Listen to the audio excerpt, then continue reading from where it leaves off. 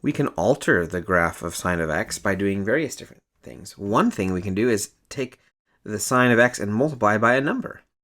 Now, taking a function and multiplying by a number is a vertical stretch or shrink, depending on what that number is. And this number here, we're going to say that it's the absolute value of that number is what we call the amplitude of y equals the sine of x. Now, typically, we know that the range of our sine function is from -1 to 1, but that will be altered by this number. Okay, this number will stretch it or shrink it. So if the absolute value of a, is greater than 1, then we're going to see a stretch. And if the absolute value of a is less than 1, we're going to see a shrink. Okay.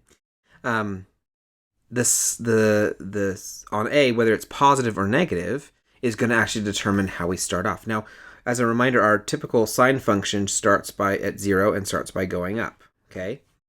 If a is negative, it's actually going to start at 0 and move down. This would be a negative a. All right. So as an example, I'm going to graph y equals 3. Actually, I'm going to do -3. I'm going to do -3 sine of x. Okay. Now the amplitude of this function is 3. Okay. That means that we're going to go from our middle point, we're going to go up 3 and we're going to go down 3. All right. The negative tells us that from 0, we're going to start by going down 3.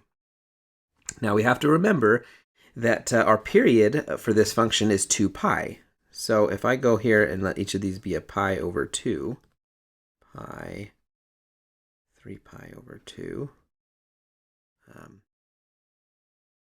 3 over 2, and 2 pi, okay,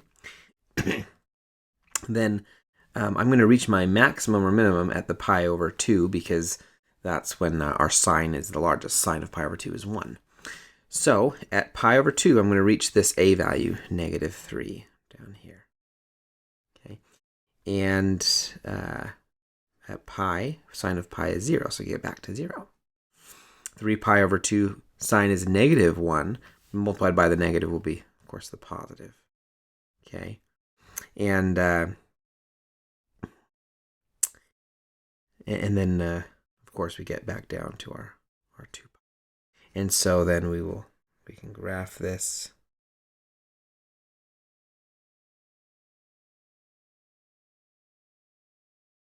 That would be the graph of one period of -3 sine of x. Note that from our starting point at 0, we started by going down because it was negative and completed a full period in 2 pi. And the amplitude of this was 3.